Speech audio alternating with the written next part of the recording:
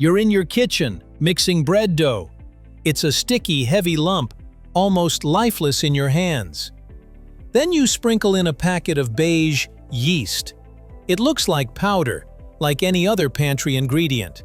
You cover the bowl, turn away, and do something else. When you come back, the dough is bigger, light, airy, as if it woke up. So what's happening inside that bowl? Is this just chemistry? Or did you drop a living organism into your dough? And if it's truly alive, what is it? And how does it live in food? Let's get into it right here on Secrets of Simple Things.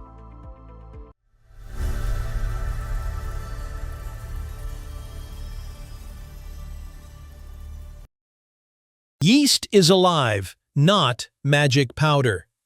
Most pantry items just sit there. Salt dissolves, flour thickens, oil coats. Yeast behaves differently because yeast is alive in the literal biological sense. It is a single-celled fungus, not a plant, not an animal, not bacteria. Fungi have their own category of life, and yeast is one of the simplest members. Mushrooms are fungi you can see. Yeast is fungi you need a microscope to notice. Each cell is so small that millions could fit on the head of a pin. Yet each one still eats, responds to temperature, reproduces, and produces waste. That is why yeast can wake up, slow down, or die, depending on the conditions you create. Once you accept that, baking stops feeling like mixing and starts feeling like hosting. You build an environment, and a living population responds. What yeast eats, sugar you didn't realize was there. Yeast survives by feeding on sugar. That sounds simple until you taste bread dough and realize it is not sweet. So where is the sugar? It is hiding in the flour. Flour contains starch, long chains of carbohydrates. Over time, those chains can be broken into smaller sugars that yeast can actually consume. Even when you never add sugar, the dough gradually becomes a place where sugar appears, and yeast is built to find it. Once yeast detects those sugars, it starts eating for energy. What matters next is what yeast produces as it eats, because those outputs explain bread and alcohol in one stroke. The two outputs, gas and alcohol. As yeast consumes sugar, it produces two main byproducts, carbon dioxide and alcohol. Two outputs, one organism, and a huge part of food culture snaps into focus. Carbon dioxide is a gas that wants to expand. Alcohol is a liquid that carries flavor chemistry with it. Depending on what you are making, you either trap the gas or let it escape, and you either keep the alcohol or let it burn off. The core biology stays the same. Our goals change. Bread, building structure out of bubbles. Bread rises because carbon dioxide gets trapped. Yeast releases gas, tiny bubbles form, and the dough's structure holds them in place. Those bubbles stretch and multiply, turning a heavy paste into a network of air pockets. Then the oven locks it in. Heat expands the bubbles and sets the dough, turning soft structure into permanent crumb. Without yeast, most loaves would be dense and flat, more like compressed flour than bread. Yeast also produces alcohol in dough, which surprises people. In baking, most of that alcohol burns off, but it leaves behind aroma and depth. It helps create the smell we recognize as bread, not just cooked flour. Beer and wine, same biology, different prize. Brewing uses the same process, but it keeps a different reward. Yeast still produces carbon dioxide, yet we do not need a stretchy dough to trap it. The gas can escape or be managed later. What we keep is the alcohol. That is the flip. Bread is built around holding the gas. Beer and wine are built around collecting the alcohol. Fermentation stops being mysterious when you see it as a simple trade. Yeast eats sugar, makes gas and alcohol, and humans decide what to emphasize. We used yeast long before we knew it existed. Here is the wild part. Humans used yeast for thousands of years before we knew yeast was real.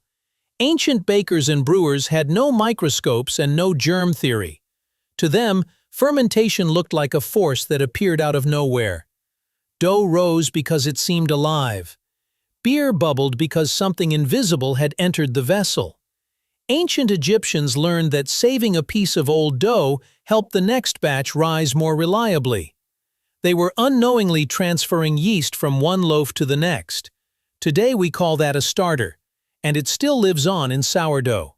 For centuries, yeast shaped daily life while remaining unseen. People partnered with it, depended on it, and built habits around it without ever seeing a cell. From magic to microbes. The invisible era ended slowly. In the 17th century, yeast was observed under a microscope. The mystery behind fermentation suddenly had a physical form: living cells. But the bigger shift came later, when scientists proved fermentation was driven by living organisms rather than spontaneous chemical reactions. Once yeast was understood as life, everything made more sense. Temperature mattered because organisms respond to heat. Timing mattered because populations grow. Different batches behaved differently because living systems are sensitive.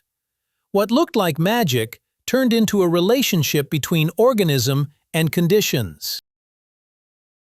Yeast isn't one thing.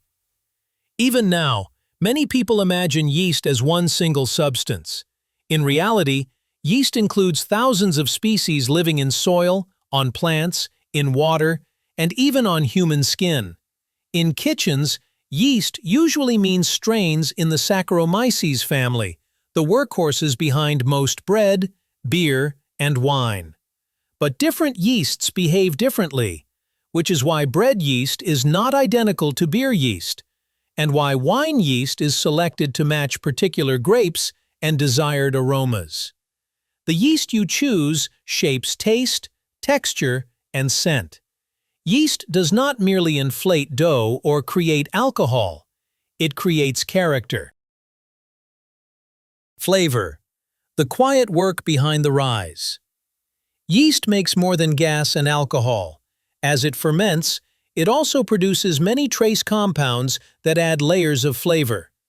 These are the subtle notes behind bread crust, the complexity in beer, and the aroma in wine. That is why slow fermentation is prized.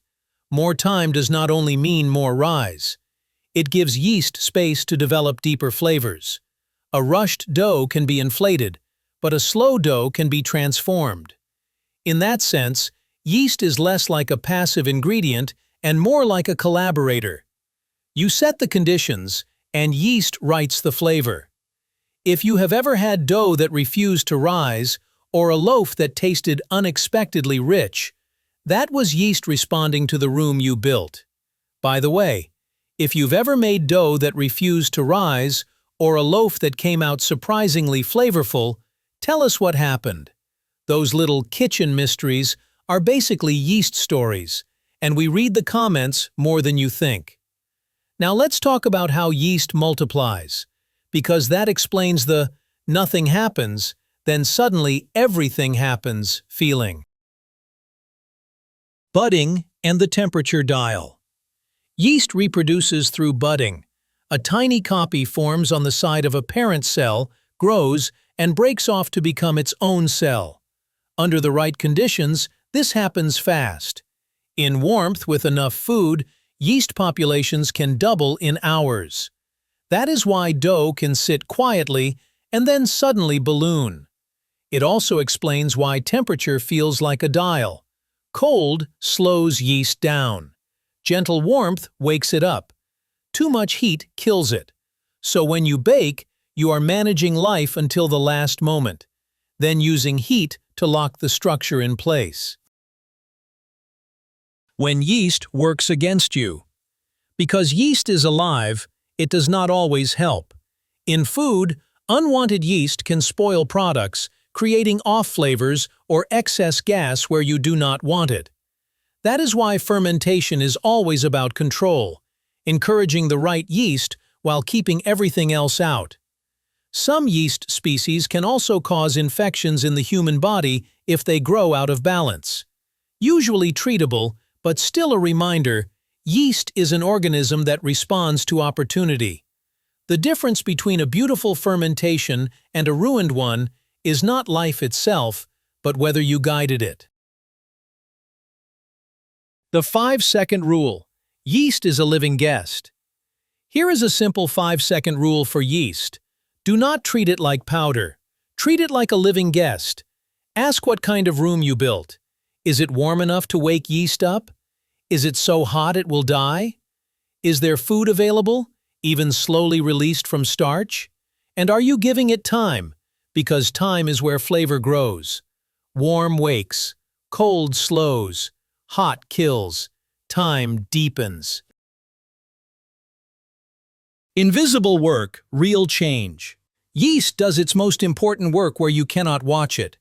It eats, breathes, and multiplies cell by cell, bubble by bubble, until you lift a lid and realize something impossible happened in silence. In a world trained to expect instant results, yeast is a practical lesson in patience. It also changes how you look at time. Yeast reminds you that progress can be real long before it is visible. The bowl looks still, the surface looks unchanged, and yet underneath, a million tiny lives are working. Then, all at once, you see the result. Quiet work, sudden proof, right in front of you. And yeast connects your kitchen to ancient kitchens. Long before microscopes, people were already partnering with this invisible organism, turning grains into bread and sugar into drink, and ordinary ingredients into traditions. So the next time dough swells in a quiet bowl, remember what you are really seeing. Not a trick, not a reaction, a living world doing its work. Too small to notice, but big enough to change history. If you enjoyed this kind of quiet unpacking of everyday things, give the video a like and subscribe for more. And if there's another simple thing you want us to decode next, leave it below. We might feature your idea in an upcoming episode.